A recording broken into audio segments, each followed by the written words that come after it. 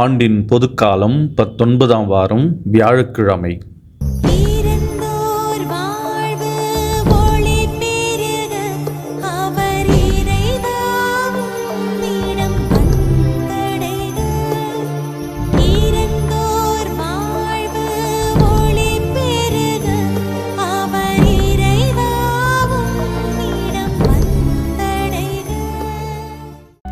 வாசிப்போம். மத்தேயு எழுதிய நற்செய்தி அதிகாரம் 18 இறைவசனங்கள் 21, 22. பின்பு பேதுரு இயேசுவை அணுகி, ஆண்டவரே, என் சகோதரர் சகோதரிகளுள் ஒருவர் எனக்கு எதிராக பாவம் செய்து வந்தால் நான் எத்தனை முறை அவரை மன்னிக்க வேண்டும்? 7 முறை மட்டுமா என கேட்டார். அதற்கு இயேசு அவரிடம் கூறியது, 7 முறை மட்டுமல்ல, 70 தடவை 7 முறை என நான் உனக்கு சொல்லுகிறேன் என்று கூறினார். தியானிப்போம். மன்னிக்கும் வரம் பெற்று வாழ காத்திருக்கும் கிறிஸ்துவில் எனது அருமை அருளாசீர் ஊடக நண்பர்களே, இயேசு பேதுருவிடம் 7 முறை மட்டுமல்ல 70 தடவை 7 முறை என்று சொன்னதனுடைய பொருள் என்னவென்று சற்று ஆழமாக சிந்தித்து பார்ப்போம். பேதுரு சொல்வதைப் போல் நாம் கணக்கிட்டு பார்த்தால் அதனுடைய மொத்த தொகை 490 என்ற ஒரு தொகை நமக்கு கிடைக்கும். இதன் வழியாக பேதுரு சொல்ல வருவது, 490 தடவை மன்னித்தால் போதும், அதற்கு மேல் மன்னிக்க வேண்டிய அவசியமில்லை என்று சொல்வது போல் தோன்றும். ஆனால் இறைமகன் இயேசுவினுடைய சிந்தனையோ இந்த உலகம் எதிர்பார்க்காத, நாம் யாருமே எதிர்பார்க்காத ஒரு சிந்தனையாக இருப்பதை நாம் பார்க்கின்றோம். அதாவது, மன்னிப்புக்கு எல்லை வைக்காத இதயத்தை கொண்ட சீடர்களாக நாம் ஒவ்வொருவருமே வாழ வேண்டும் என்பதுதான் இயேசுவினுடைய எதிர்பார்ப்பாக இருக்கின்றது, அவருடைய போதனையாக இருக்கின்றது.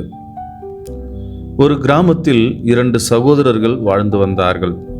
மூத்த சகோதரன் தான் உழைத்து சேமித்த பணத்திலிருந்து இளையவனுக்கு ஒரு அவசரம் என்று சொன்ன பொழுது அவனுடைய தேவையில் உதவி செய்தான். ஆனால் இளையவனோ தன்னுடைய வாக்குறுதியின்படி நடந்து கொள்ளாமல், பணத்தை திரும்பித் தர மனமில்லாமல் அதை ஏமாற்றி வந்தான். இதனால் மூத்தவனின் மனதில் கோபமும் பழிவாங்கும் எண்ணங்களும் வளர்ந்தன. ஒரு நாள் மூத்தவன் தன் வீட்டில் இருந்த பழைய பெட்டியை திறந்த பொழுது பல ஆண்டுகளுக்கு முன்பு தானே செய்திருந்த ஒரு பெரிய தவறு அவனுக்கு நினைவுக்கு வந்தது. அந்த தவறால் ஏற்பட்ட கடனை தன்னுடைய தந்தை முழுவதுமாக அடைத்து அவனை அந்த அவமானத்திலிருந்து காப்பாற்றியிருந்தார். அந்த நேரத்தில் தன்னுடைய தந்தையின் வார்த்தைகள் அவனுக்கு நினைவுக்கு வந்தன. அதாவது, நீ இன்று நிற்பது உன் திறமையால் மட்டும் அல்ல, உனக்கு அளிக்கப்பட்ட கருணையினால் என்று அவனுடைய தந்தை அவனிடம் கூறியிருந்தார். தன்னுடைய தந்தையின் வார்த்தைகள் அவனுடைய இதயத்தை தொட்டன. தன்னுடைய தந்தையின் கருணையை விட தன்னுடைய இளைய சகோதரனின் தவறு பெரியதாக அவனுக்கு தெரியவில்லை. எனவே தன்னுடைய இளைய சகோதரனை அவன் மன்னித்தான். தன்னுடைய தந்தை தனக்கு காட்டிய இரக்கத்தை பற்றி அவன் நினைத்த பொழுது அவனுக்கு எதிராக தன்னுடைய இளைய சகோதரன் செய்த தவறை மன்னிக்கின்ற வலிமையை அவன் பெற்றுக்கொண்டான். இளையவனும் தான் செய்த தவறை உணர்ந்தான். அந்த பணத்தை திருப்பி தருவதற்காக கொஞ்சம் கால அவகாசம் கேட்டான். மீண்டும் இருவரும் ஒருவரை ஒருவர் மன்னித்து ஏற்றுக்கொண்டு மகிழ்ச்சியாக வாழ ஆரம்பித்தார்கள். நாம் இங்கு கற்றுக்கொள்ளும் பாடம், மன்னிப்பது தவறை நல்லது என்று சொல்வதற்காக அல்ல, மாறாக தவறு செய்வோரை தவறிலேயே சிறைப்பிடித்து வைக்கக்கூடாது என்பதற்காகத்தான். பேதுருவின் இந்த கேள்விக்கு இயேசு கூறும் ஒரு உவமை, ஒரு அரசனிடத்திலே ஒரு பணியாளன் அளவிட முடியாத அளவிற்கு கடனை பெற்றிருந்தான். ஆனால் அதே பணியாளன் தன்னிடம் ஒரு சிறிய தொகையை கடன்பட்டிருந்த ஒருவரை பார்க்கின்ற பொழுது அவனை மன்னிக்க மறுக்கின்றான். அவனை சிறையில் அடைத்து துன்பப்படுத்துகின்றான். இதை கேள்விப்பட்ட அரசன், நான் உனக்கு இரக்கம் காட்டியது போல நீயும் உன் உடன் பணியாளருக்கு இரக்கம் காட்டியிருக்க வேண்டுமல்லவா என்று கேள்வி எழுப்புகின்றார். இன்று நாம் தியானிக்கும் இறை வார்த்தை, நமது ஆன்மீக வாழ்க்கையின் உண்மையை வெளிப்படுத்துகின்றது. அதாவது நாம் கடவுளிடமிருந்து பெற்றுக்கொண்ட மன்னிப்பு என்பது அளவிட முடியாதது. பிறர் நமக்கு எதிராக உண்மையிலேயே தவறுகள், குற்றங்கள், பாவங்கள் செய்திருக்கலாம். ஆனால் அவற்றை விட இறைவனுடைய இரக்கம் என்பது பல மடங்கு பெரியது. எனவே பிறரை மன்னிப்பது என்பது கடவுளுடைய மன்னிப்பை பெறுவதற்கான ஒரு வழியாக இதை பார்க்கக்கூடாது. மாறாக ஏற்கனவே நாம் இறைவனிடமிருந்து பெற்றுக்கொண்ட இரக்கத்திற்கு நாம் அளிக்கும் பதிலாக இதை நாம் பார்க்க வேண்டும். நாம் காணாத கடவுளை அன்பு செய்கிறோம் என்று சொல்லிக்கொண்டு நாம் காணும் சகோதர சகோதரிகளை அன்பு செய்யாமல் இருக்க முடியாது. மன்னிக்க மறுக்கும் இதயம் கடவுளின் இரக்கத்திற்கு தன்னையே மூடிக்கொள்கின்றது. ஆனால் பாவத்தை ஏற்றுக்கொண்டு மனந்திரும்பி பிறரையும் மன்னிக்க முயற்சி செய்யும் இதயம் அவருடைய அருளுக்கு தன்னையே திறக்கின்றது.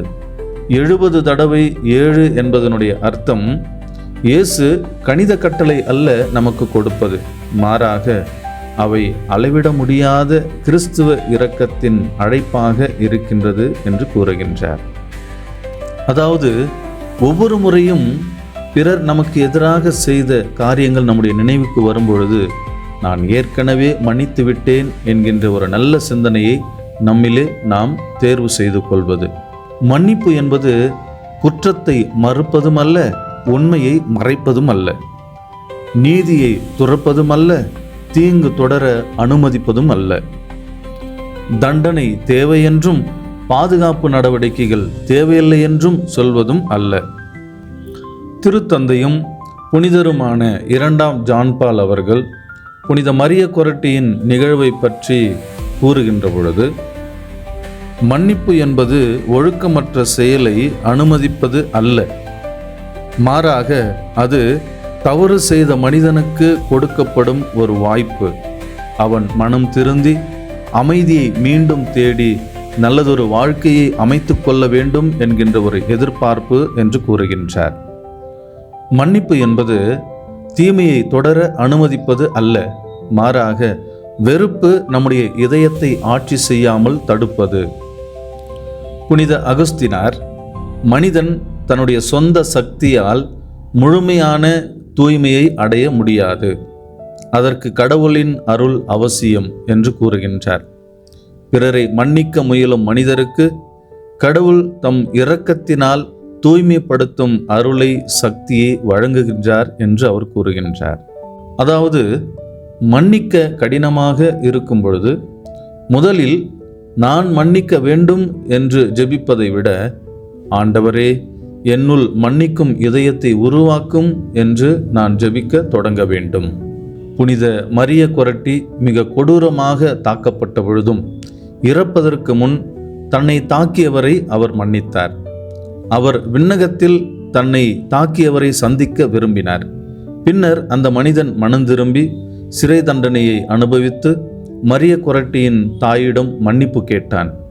அந்த தாயும் அந்த மனிதரும் ஒரே திருப்பலியில் இயேசுவை நற்கருணையின் வடிவில் பெற்றுக்கொண்டார்கள்.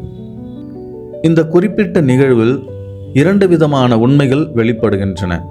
ஒன்று, மரிய கொரட்டியின் மன்னிப்பு, அதாவது அவள் பழிவாங்கும் வெறுப்பிலிருந்து அவள் தன்னையே விடுவித்துக் கொண்டாள். 2வது, குற்றவாளியின் மனந்திரும்புதல்.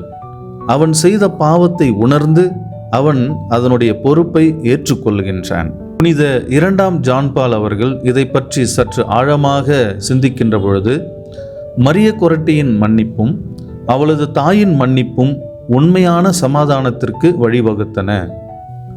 ஆனால் அந்த மன்னிப்பு குற்றத்தை மறுக்கவில்லை. குற்றவாளி தன் பாவத்தை ஏற்றுக்கொண்டு தண்டனையை அனுபவித்தான் என்று கூறுகின்றார். திருத்தந்தை 12ஆம் பயஸ் மரிய கொரட்டியின் அந்த வீர மன்னிப்பு அவளது அன்பின் சிகரமாக, கிரீடமாக இருந்தது என்று கூறுகின்றார். அவளது அன்றாட ஜெபம், உழைப்பு, கீழ்ப்படிதல், நற்கருணை மீதான அளவில்லாத அன்பு ஆகியவற்றின் உச்ச வெளிப்பாடாக அவளது மன்னிப்பு இருந்தது என்று அவர் கூறுகின்றார். இப்படிப்பட்ட இந்த மன்னிப்பை எப்படி நடைமுறைப்படுத்துவது? சற்று சிந்திப்போமா? முதலாவது, நமக்கு ஏற்பட்ட காயத்தை இறைவனிடம் அர்ப்பணிப்பது, தீமையை கடவுளிடம் நேர்மையாக எடுத்து சொல்வது. ஆண்டவரே, அவர் செய்தது என்னை மிகவும் காயப்படுத்தியது, இது உண்மைதான். ஆனால் அந்த பழிவாங்கும் எண்ணத்திலிருந்து என்னை காப்பாற்றுகின்ற வழியை எனக்கு தாரும் என்று ஜெபிக்க வேண்டும். நமக்கு ஏற்பட்டிருக்கின்ற இந்த காயங்களை மறைப்பது குணமடைவதற்கான வழி அல்ல.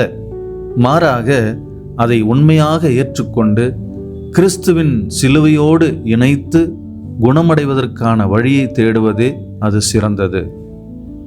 இரண்டாவதாக, அந்த குற்றவாளியின் நன்மையை விரும்புதல்.